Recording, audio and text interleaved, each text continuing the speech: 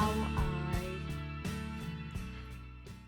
I got all my supplies for this. I explain more of in the first couple of videos.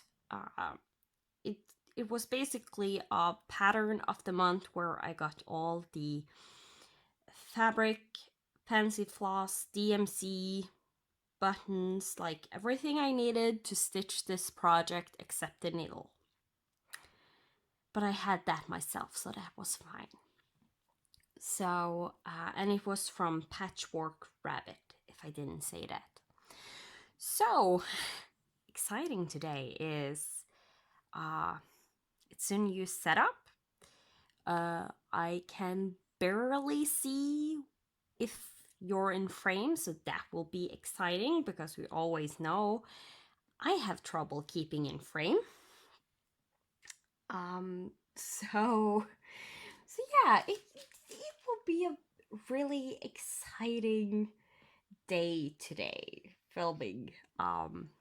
But in a way, the thing is, previously you were on a dining chair, and now you are propped up against the tripod is hanging over my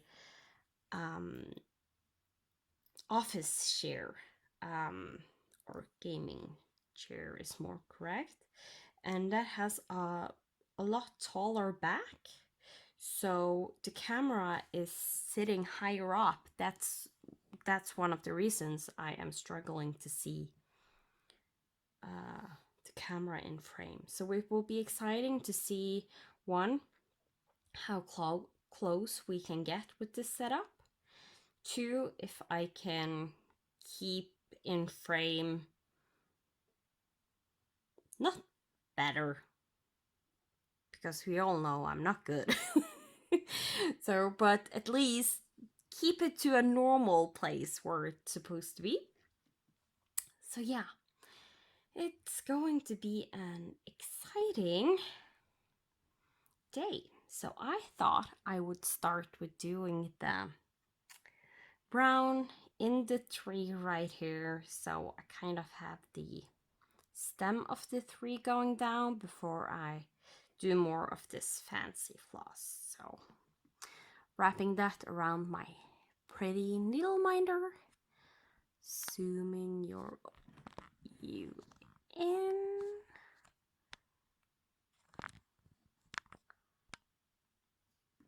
That's how far I can get in. It is a little bit further away than what we're usually have, but at the same time, I'm not sure if it's better or worse. So maybe this is okay, not totally close up and in your face.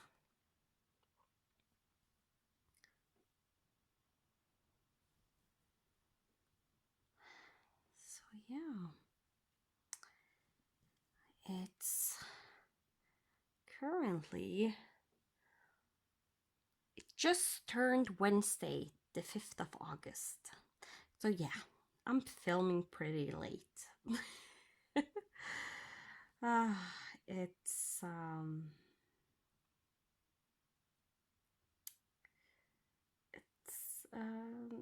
it's not easy getting to film and stuff right now. My husband was just done with most of the loud mechanical noises.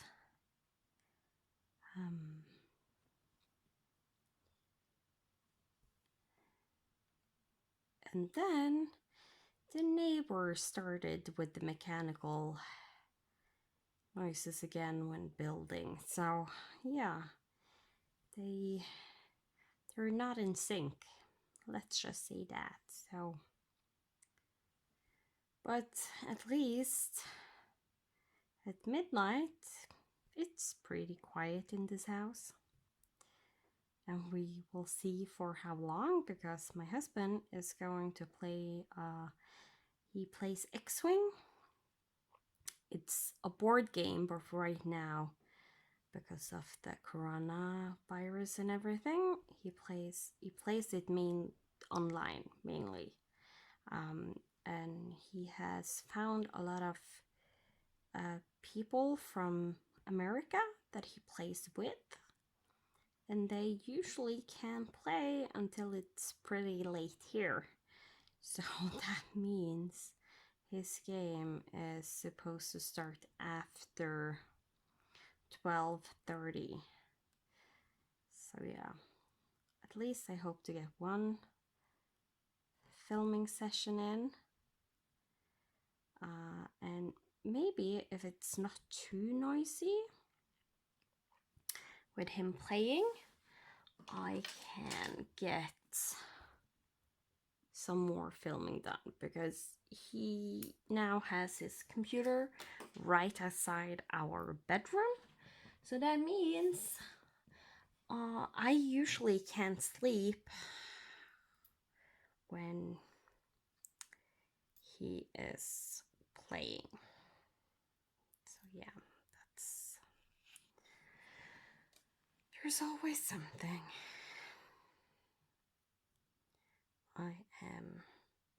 And like, honestly, I'm the biggest issue, because I sleep so lightly. The smallest sounds will wake me up. I need to try and adjust the frame a little bit, so get a little bit closer while stitching. So yeah, the smallest of noises can wake me up if I'm not falling in a deep sleep, and lately that usually don't happen. So yeah.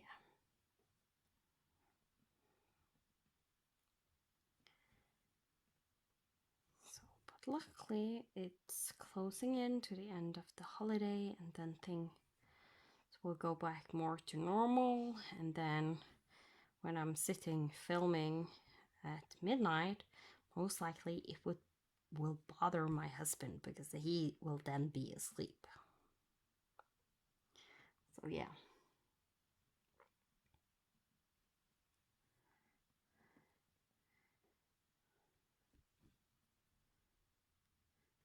I'm doing half a pin stitch right here, because there is going to be a green stitch like it was up here, because like up here there is a jump between the stitches, and if I can avoid having the floss on the back where there isn't going to be any stitches, then I usually try and avoid that. So that's why I did that jump.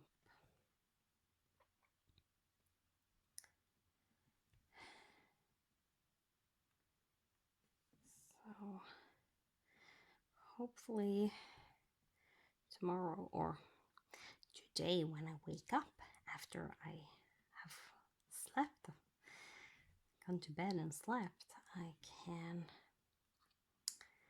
get this edited, because then it will mean it will be ready for Friday, and we can all have a stitchy party without having to take a break from A to C Stitch with me. So that's nice. And I have to say thank you so much to everyone that is supporting this A to C Stitch with me. I love doing them, and you all are so amazing and so encouraging, and it just makes me want to do this even more. So when I don't get to filming, it makes me feel even more guilty, even though you're all are very understanding. Like, nobody is bothering me with that I need to hurry and get more videos out if I can get them out. Like, you all are amazing, but we are our own worst enemies. Nobody is as critical to me as I am. So yeah, need to cut up a new length. So I have a 30 centimeter ruler. I wrap it around twice and I cut it because that's the perfect length. Even though lately what I have done is when I get a new skein of floss I need to bobinate, I will fold it so I am cutting 8 lengths of floss because one skein is 8 meters. So cutting it into 8 means I have 1 meter length of floss. With this, I have approximately 1.2 meter of floss. So they are a little bit shorter, but still it's a good length, especially if I'm on smaller accounts. So they're a little bit short if I'm stitching on 14 count over 2, because this is the full length for doing the loop method, like folding in half. If I'm just doing one strand, I will usually then take this length and cut it in half in the loop, and then use the floss.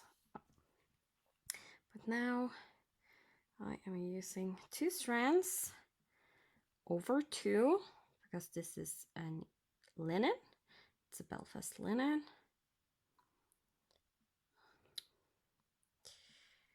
Sometimes if I'm on the wrong side of the eye when threading the floss, it will ruin it a little bit, but usually it goes fine. So as you can see, it got a little bit bad looking right here, but the thing is that that part is going to be cut off anyway, because that's the end of the length, so it's not too big of a deal.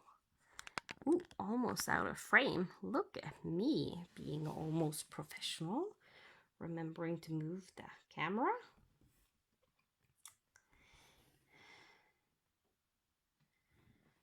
Let me see. This one is the same as above, so 5 stitches down.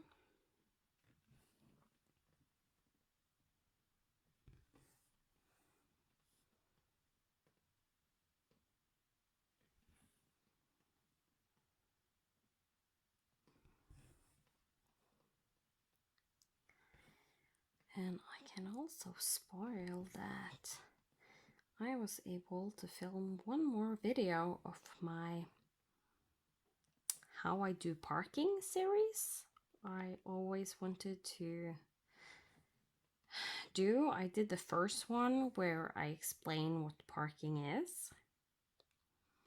And in this new one, I show my method of parking. So yeah, hopefully I can also get that series up and running. Because like what I have seen, especially what I have seen with this A to C Stitch With Me's, what people will comment the most is that a lot of the things I am doing have helped them very much when stitching. So that's why the last time when I showed different ways of starting and ending floss, I put that in the comment in the not to comment, in the description of the video, like the title of the video, excuse me, the title, so people easily can find it again. Because if me just sitting here stitching, talking away, having fun can help someone, like that always makes me really happy. It soothes my soul to know that I have been valuable in some way for somebody.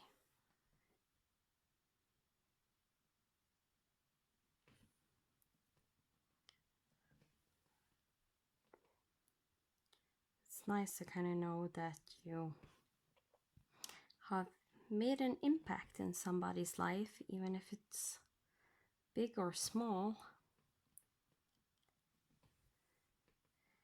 to feel appreciated. So yeah, it's almost out of frame again, and I actually noticed. What? I'm on a roll today. And I shouldn't have said it, because now I have jinxed it. Believe me.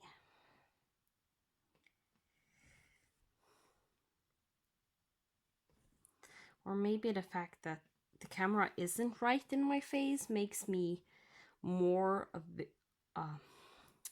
cautious about the fact that I need to check the camera. And maybe that little, those few inches you are higher, makes it so you see a little bit more of the fabric. Maybe it's a combination of that, just making it so when I am looking, it ends up being almost at the perfect spot. So yeah, let me see, I need to count.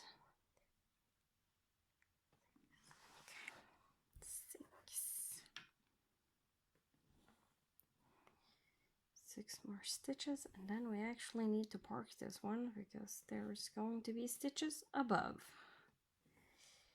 So unless I do those white stitches, which I might do,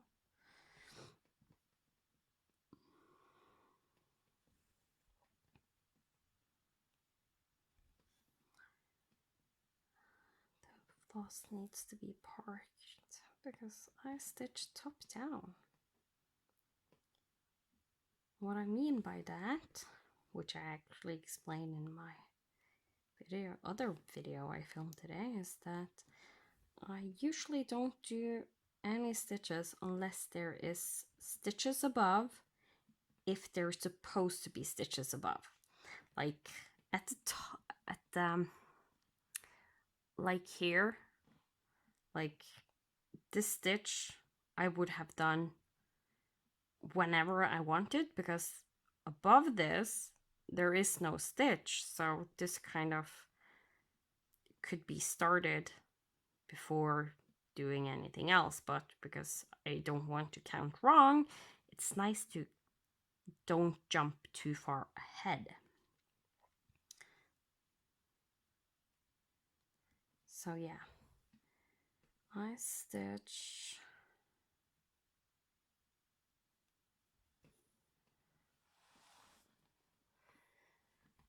the top down, and I usually don't do any stitches unless I have done the stitches that is supposed to be done above. If there isn't supposed to be stitches done above, I can usually do it whenever, which is one of the things I really like with my way of stitching.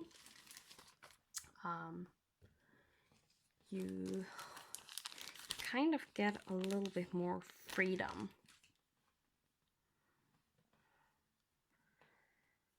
So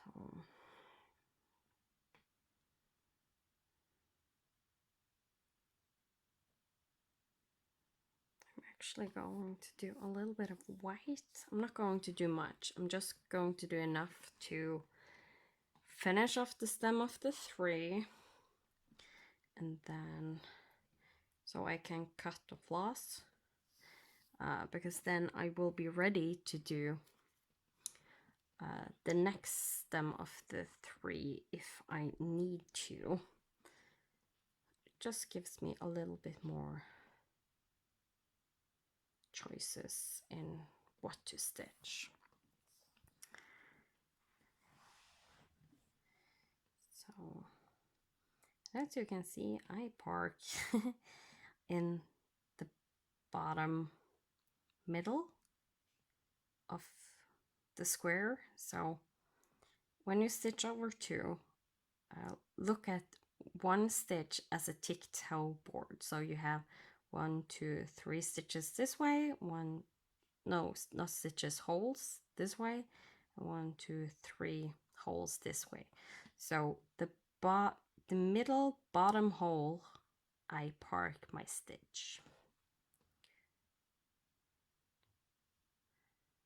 And that's because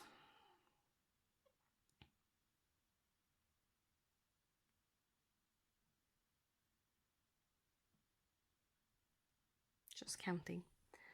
And that's because then that floss won't be in the way no matter what.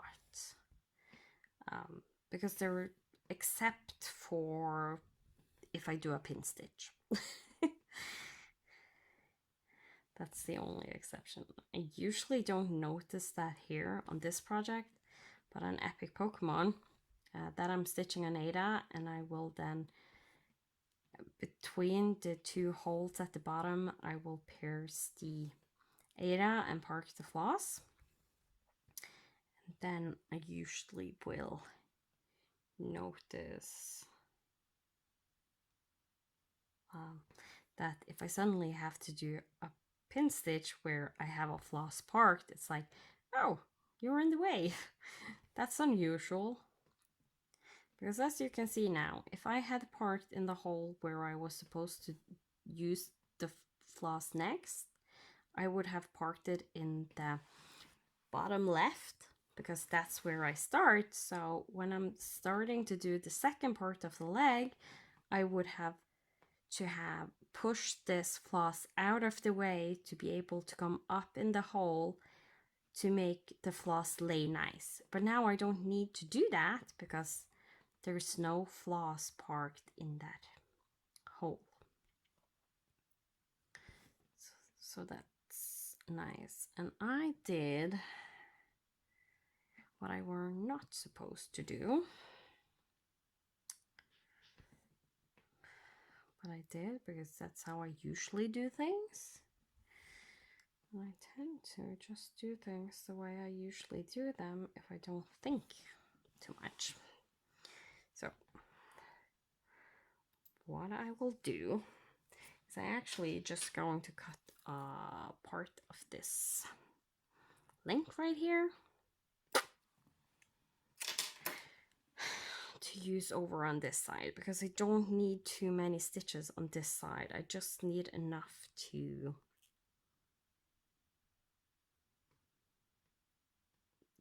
do the first row of snow. Like the rest is easily accessible. And I had somebody tell me that I forgot one way you could do the pin stitch that is a way to start. And that is, you go down the middle like usual, and then you go up or down in the corner where you do your first leg. When doing it this way on the diagonal, I usually go to the top first. That's just my personal preference. And then you go to the bottom hole, which can be hard to see because of my finger. And then I go down the middle again. Then you have made the first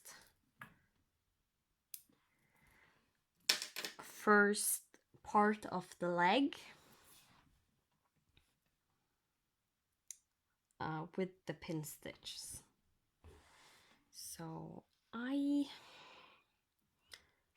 usually don't like it doing that way, because on Ada I find it the pin stitching then to be a little bit, I don't know, abrasive. If that's a good way of explaining it. Like, it's, sorry, that was my husband telling he was ready to start playing, so we'll just see how it goes with the sound. Hopefully it will go okay.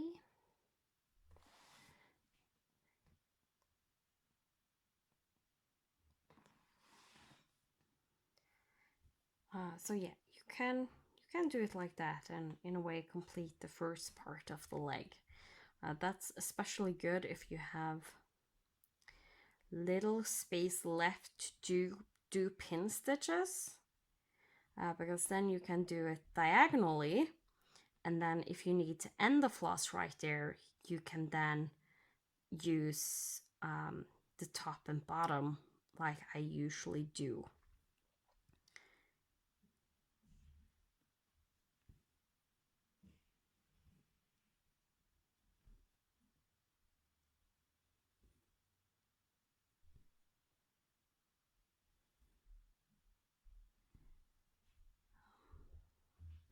So it is a really nice method. The reason I don't use it is, one, I don't think it looked good on Ada. Like, you usually can tell.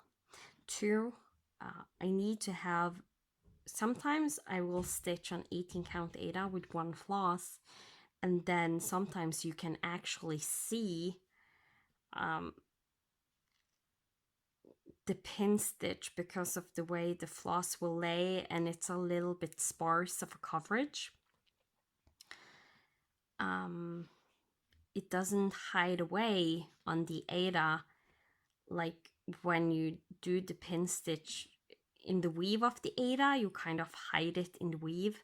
If you do it diagonally, it lay on top of the weave, so it's more visible. And because I then use the other way on Ada, it's just more natural for me to do the pin stitch that way on even weave, because that's how I'm used to doing the pin stitch.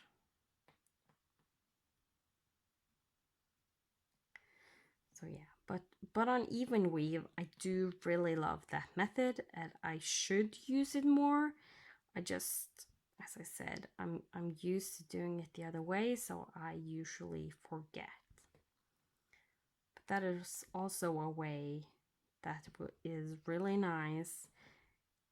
Like when I do the single stitches of Snow, then I could do the pin stitch as the first leg, finish the leg, and then end under that stitch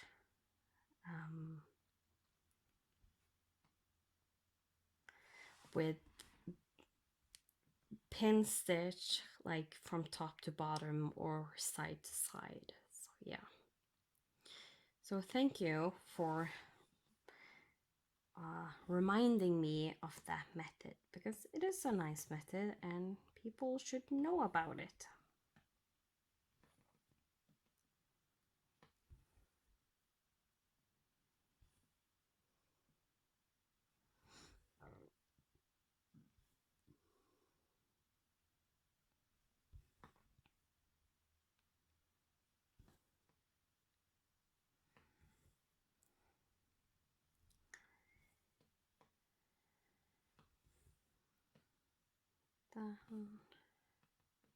What did I do there?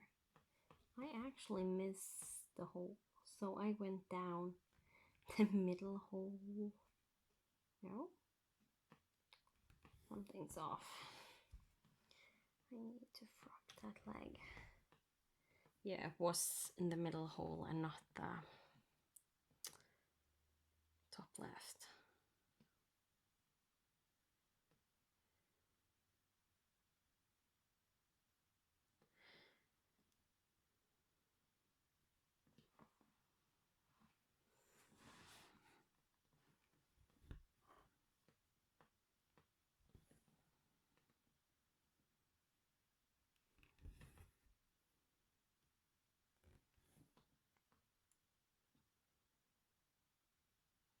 So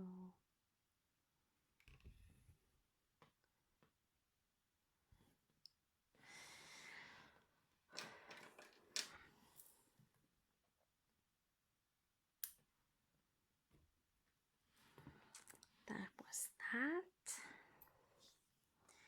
Now this floss is free and ready for when I need it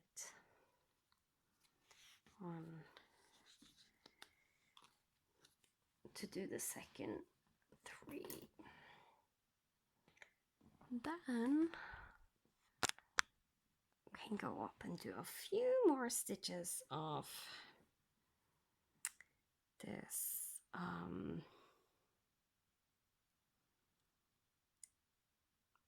variegated color. So with variegated color you need to do 1 stitch at a time, which I would have done anyways with this type of stitching, because you see it's like you do like every other stitch. And the method I have found that works really nice for doing every other stitch is like to go on the diagonal down,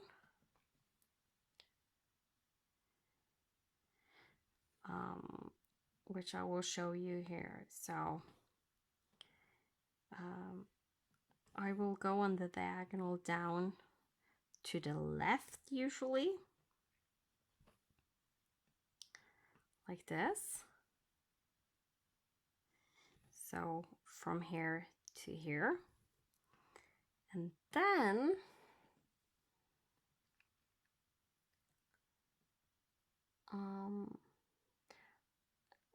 then usually if depending on how the pattern looks, I could go here and go up diagonally if that's where the pattern were, but it is not. So I will go over here and do another diagonal to the left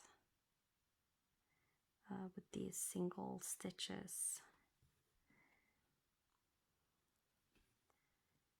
So then go down.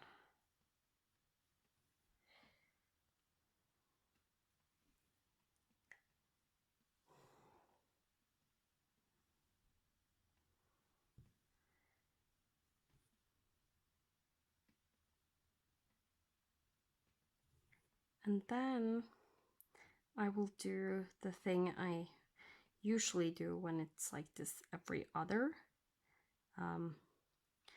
This stitch right here is, I don't do this if there's a stitch right underneath usually because of where the floss will lay.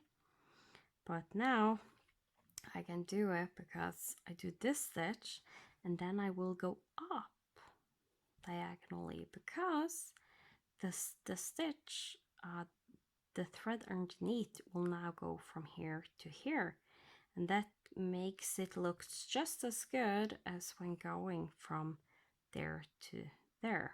So then I will go up here and then I will go down again here. So yeah, that's why I go the way I do. So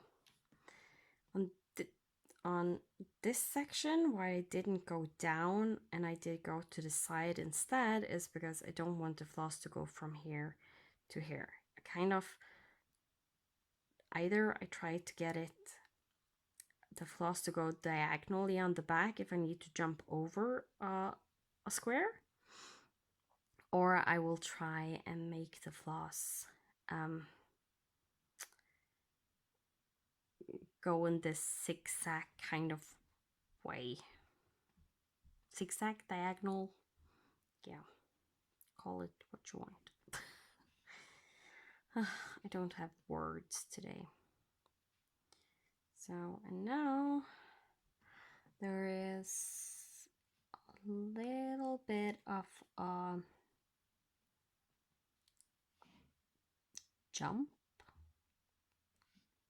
to the next place where this is, so I will end it and then start it again.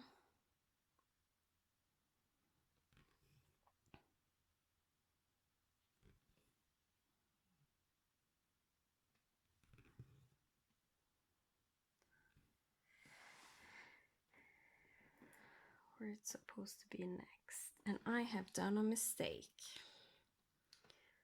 Where is the mistake? Because this isn't supposed to be like this.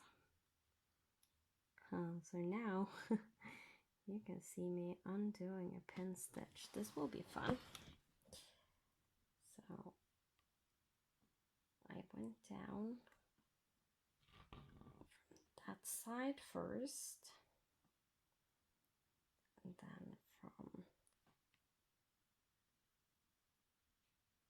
this side, and I'm kind of trying to catch the floss that are just barely underneath, which is really difficult and hard because it's pinned in there, like it doesn't want to budge. So where is the mistake? No, I did this one. Now I'm just unfrogging the way I did stitch.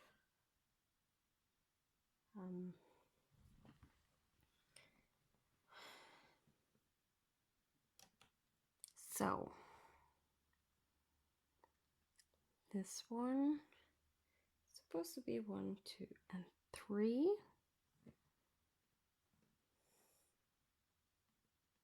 Is the mistake on the other side?